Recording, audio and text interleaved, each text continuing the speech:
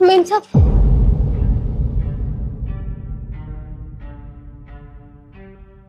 Ma'am साहब मेरी मदद कीजिए। मैं 2 दिन से भूखी हूँ, मैंने 2 दिन से कुछ भी नहीं खाया। प्लीज मुझे कुछ खाने के लिए दे देंगी?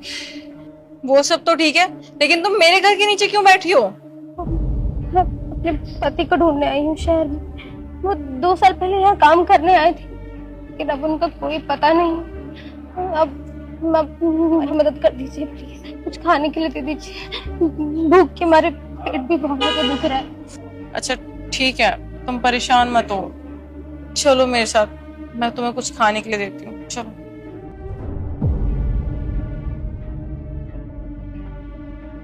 आओ।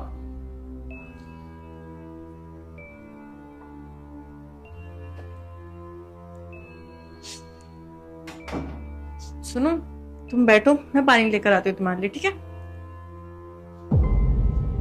एक्सक्यूज मी, तुम नीचे क्यों बैठ रही हो? सोफे पे बैठो ना, आओ।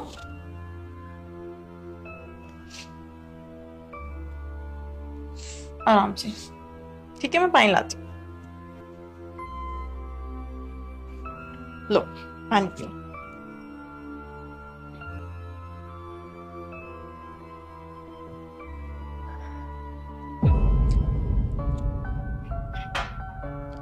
अच्छा, तुम्हारा गांव कौन सा है? हम भागलपुर से हैं। भागलपुर। तो मुझे एक बात बताओ, तुम इतने बड़े शहर में अपने पति को ढूंढ रही हो, तो कैसे ढूंढोगी? तुम्हारे पास उनका पता, फोन नंबर कुछ तो होगा? नहीं, उनका पता तो हमें नहीं पता, लेकिन उनका नंबर है हमारे पास। ये इसमें है नंबर। तो तुमने फोन लगा के देखा है? कई बार कोशिश की है, लेकिन उनका फोन लगता ही नहीं। अच्छा, तुम एक बार मुझे बताओ, मैं डायल करके देखती हूँ, ठीक है? दिखाओ। हमें हमें मुंह ज़बानी याद है, हम बताते हैं। 85 13 17 89। ओके।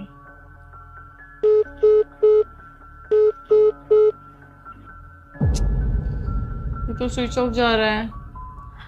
हर बार ही ऐसा होता है। अच्छा, तुम्हारी शादी को कितने साल हो गए?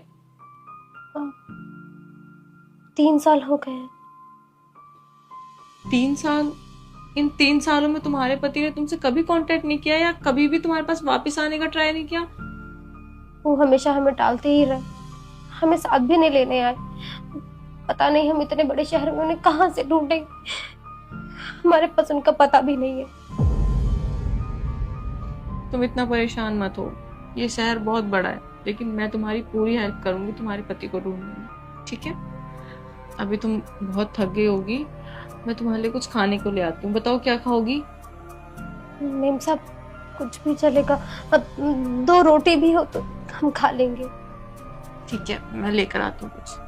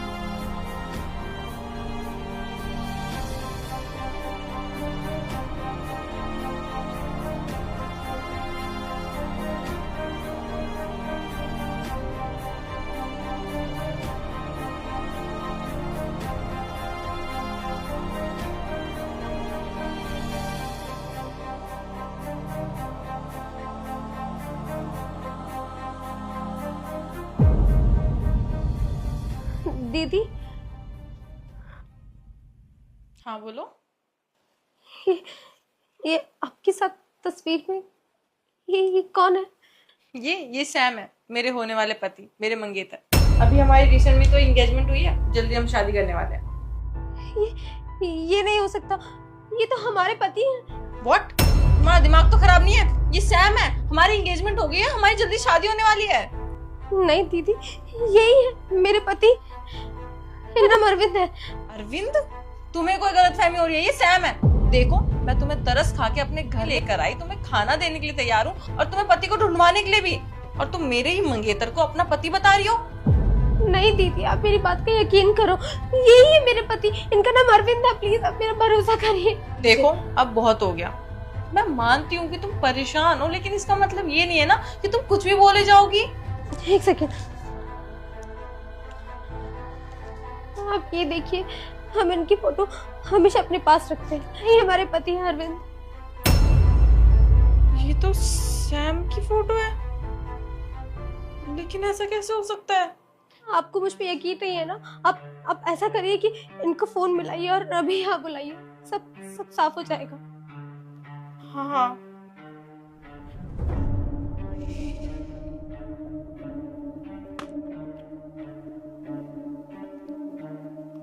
Hello Sam. हाँ ताक्षी बोलो। वो मुझे ना अच्छा फील नहीं हो रहा, तुम घर पे आ जाओगे? अच्छा, दवाई ली तुमने? दवाई मैं तुम्हारे आने के बाद ले लूंगी ना, तुम्हें तो पता है तुम आसपास होते हो तो मुझे अच्छा लगता है। प्लीज जल्दी आ जाओ। ठीक है, तुम परेशान मत हो, मैं आता हूँ घर। ठीक है, मैंने बोल दिया आने के लिए, वो आ जाएंगे जल्दी। अभी तुम बैठो, रिलैक्स करो।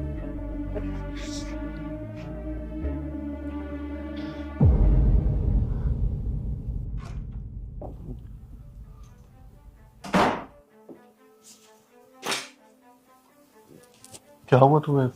तबीयत ठीक है तुम्हारी? हाँ, अभी बेटर हूँ, मैंने दवाई ले ली थी। अच्छा सैम, मुझे ना तुमसे एक बात पूछनी है। हाँ पूछो, क्या हुआ? तुम्हारा बचपन से सैम ही नाम है? हाँ सैम ही नाम है, क्यों, क्या हुआ? कुछ नहीं हुआ, अच्छे से याद करो ना, सैम ही नाम है। हाँ हाँ, मेरा नाम सैमी है, बचपन से सैमी है, सभी मुझे सैमी बुलाते हैं। हुआ क्या बताओगे? और तुम्हारी फैमिली में कौन कौन है? सताक्षी, हमारी एंगेजमेंट हो चुकी है and you already knows everything about me, तो फिर ये स्टूपिड क्वेश्चंस क्यों कर रहे हो? एक बार और बता दो ना। पता तो है बट फिर भी। ठीक है, मेरी फैमिली में मेरे 3 बड़े भाई हैं, भाभी हैं, because they all are married, और बहन है जिनकी शादी हो रखी है, और उनके भी बच्चे हैं, भाइयों के भी बच्चे हैं, और मम्मी है। डैडी के बारे में ऑलरेडी मैंने तुम्हें बताया हुआ है। हुआ क्या बताओगे मुझे? इन सब के अलावा और कोई भी नहीं है? नहीं सताक्षी, मैंने बहुत अच्छे से याद कर लिया, इन सब मेंबर्स के अलावा मेरी फैमिली में और कोई भी नहीं। बस करो सैम, अब तो सच बोल दो, तुम्हारी फैमिली में और कोई नहीं है?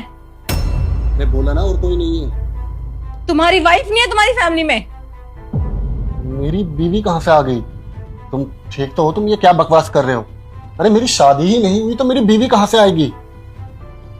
तुम्हारी शादी नहीं हुई, तुम्हारी कोई बीवी नहीं है, तो ये कौन है? सुनो,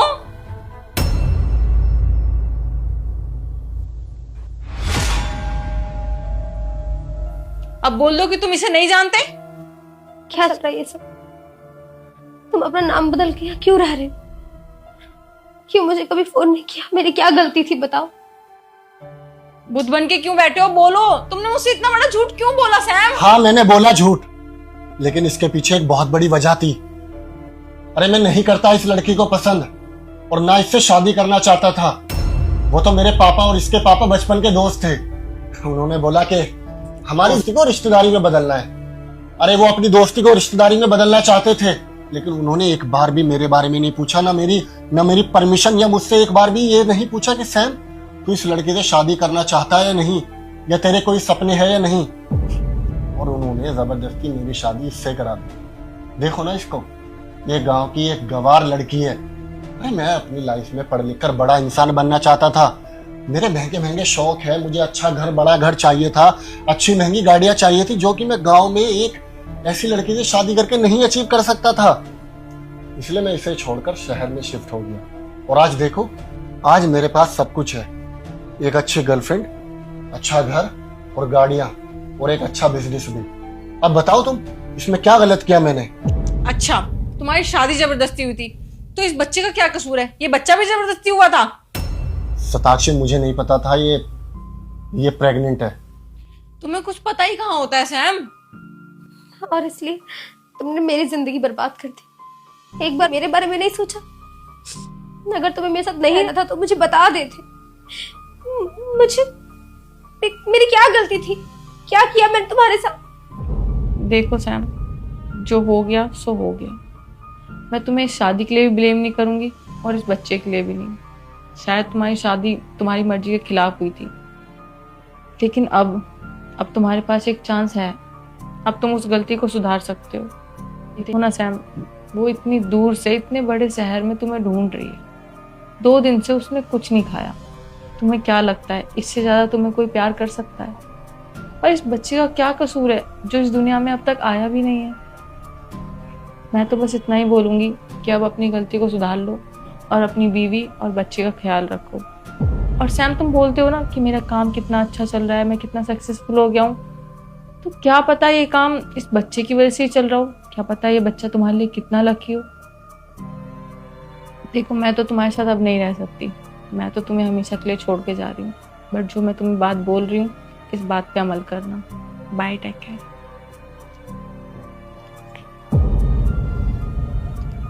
तुम भी अपना ख्याल रखना और अपने बच्चे का भी, ठीक है?